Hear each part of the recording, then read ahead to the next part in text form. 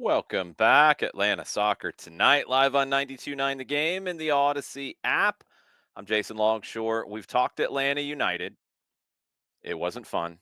Hopefully, Saturday will be a little more fun than last Saturday was. Hopefully, Atlanta United can find a little bit of that mean streak that they need.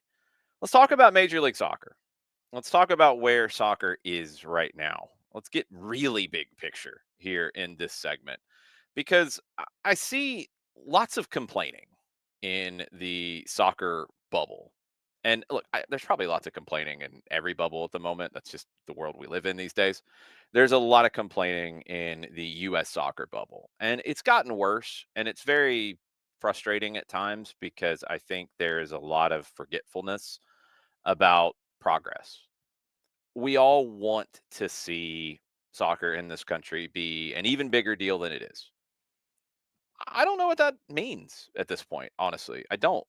It's bigger than I've ever seen in my lifetime, and it continues to get bigger every whatever metric you want to use every year, every 5 years, every 10 years, whatever.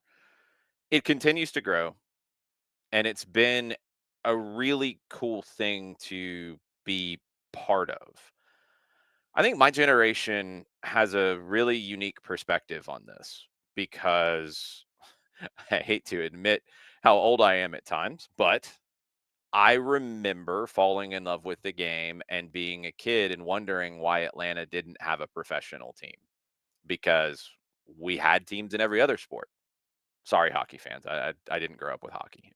We didn't have the Thrashers at that time, and I missed the Flames. I was too young for the Flames, and the Thrashers came later. Let's talk soccer. We didn't have a professional team in my lifetime, of knowing what was going on. I missed the second Chiefs. They were around in my lifetime, but I was too little. I didn't know what soccer was at that time. By the time I fell in love with it in 1986, there was not a professional team. We moved away for a little bit, came back. I missed the couple of seasons of the Atlanta Attack and Indoor. There were some semi-pro teams. The Atlanta Magic is one that ended up coming out of thin air and becoming one of the best indoor teams that you could find. The team that I fell in love with is a team that I was lucky enough to acquire one of the posters that I had when I was in high school, the Atlanta Ruckus. That was the first professional team I had a chance to see 9 years after I fell in love with the game. Major League Soccer started a year later.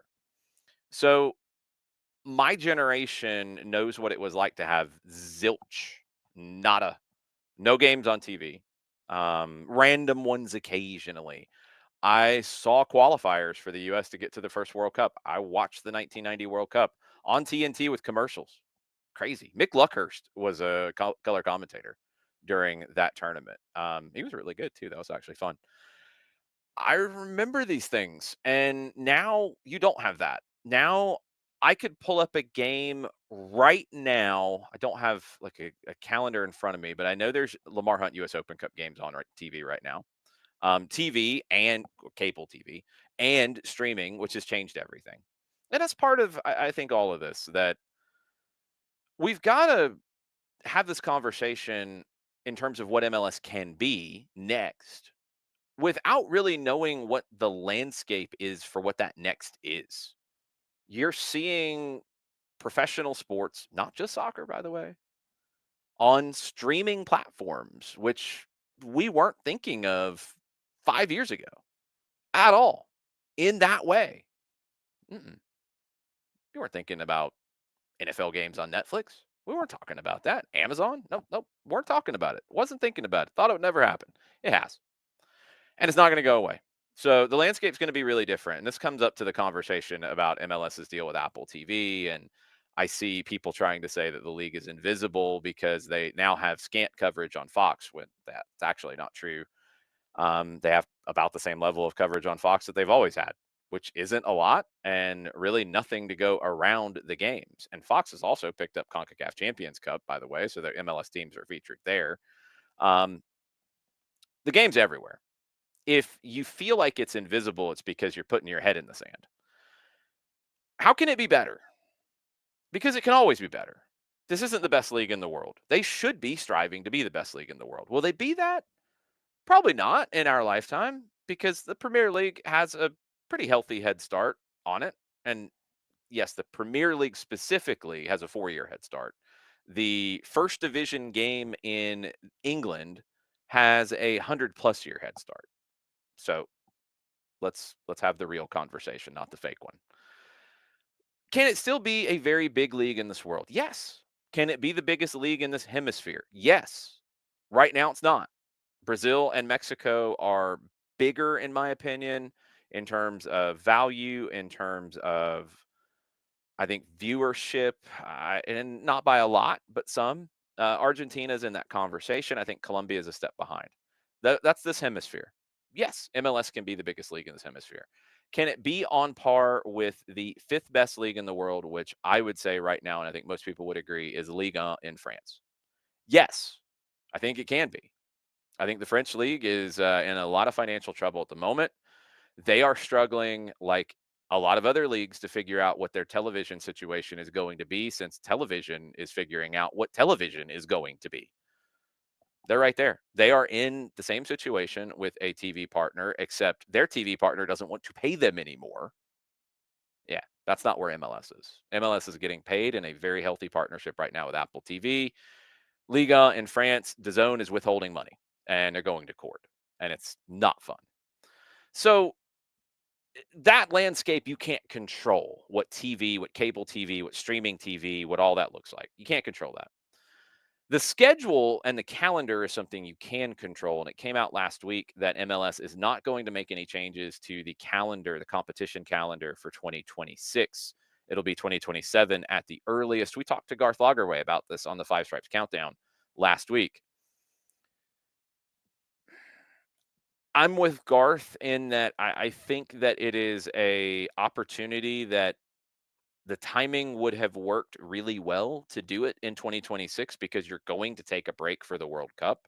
You have to. And you could have restarted with a new format. How different is the format going to be? I think this is something that maybe people have not quite understood. There's been a lot of talk about, oh, it's going to kill soccer in Minnesota. No, it's not. Right now, if Minnesota hosts MLS Cup, which they would not turn down if the Minnesota United gets there, by the way, the Loons would happily have that game at Allianz Field in St. Paul, Minnesota, on the first weekend or maybe the second weekend of December, depending on the calendar that year, around December 8, 9, 10. They'd play that game. You would play one more week in the proposed MLS calendar, and that would be your midseason break. You'd play one more week, and maybe you're not at home for those last 2 weeks. Maybe you play one home game in the last 5 weeks of the season going into the winter break. Germany has a winter break, so this isn't chaos for MLS to consider this. And then you'd come back maybe 1 week earlier than you're coming back now. You wouldn't come back before the Super Bowl. You'd come back, maybe the week after the Super Bowl, a week earlier. And again, maybe Minnesota's not at home then.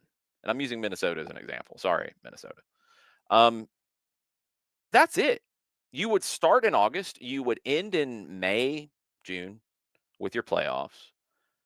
Your calendar would work better because it would be tied more to the international calendar. You would not play during international breaks. You would not have international breaks disrupting your playoff momentum. We have seen playoff momentum greatly help the NBA, greatly help the NHL, which you would be competing with eyeballs during that period of time.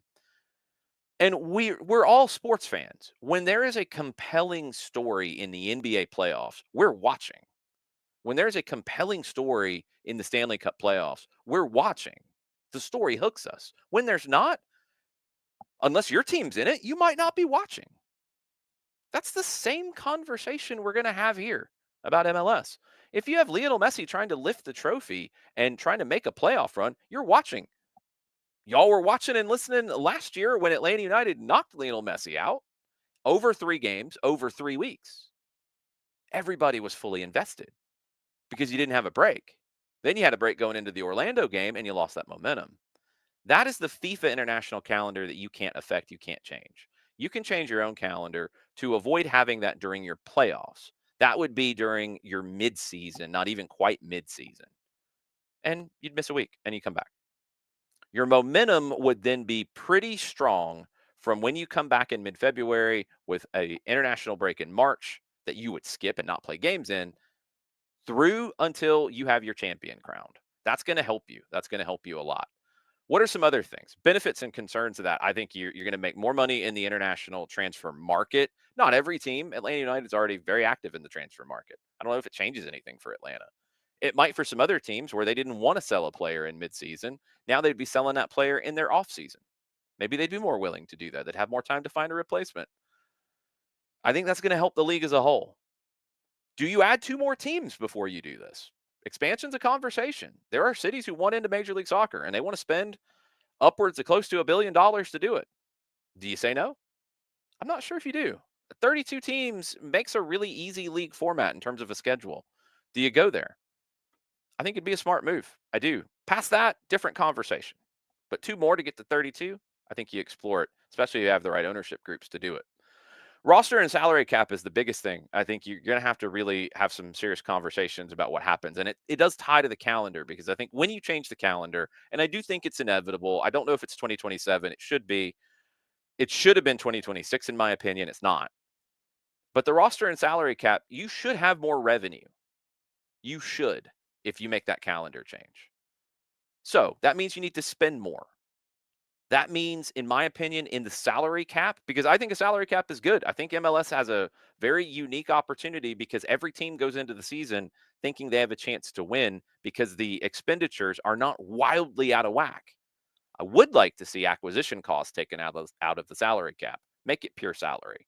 Have your designated players as you have them, but take the acquisition cost out of the cap. I think that's a very easy move to make. I think you need to figure out ways for academy players to get professional experience with the first team, but maintain college eligibility if they aren't ready. Sign them to NIL deals in high school, whatever that looks like, because college sports in general is going to be very different over the next few years. Figure that out, give yourself an opportunity to get them chances, and provide more flexibility for first team coaches to use second team and academy players in first team games, kind of like the G League in the NBA. Don't do it to where you're limiting to 4 call-ups. That's not enough. You need to give these young players opportunities. You need to let your roster expand a little bit. Figure out the model if it is a certain length of a contract, if it is a minimum, a certain number of games they can play, more than 4 call-ups. Figure that out, do it, move on.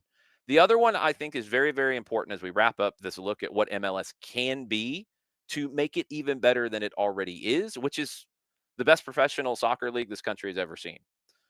I would love to see some study of how the bird rules helped in the NBA, a model that allowed teams to keep players at cap friendly prices. I think that's a huge opportunity for MLS and an opportunity, especially when you're talking about bringing players in from other countries. They come here, they want to live here, they want to bring their families here. You want to keep them.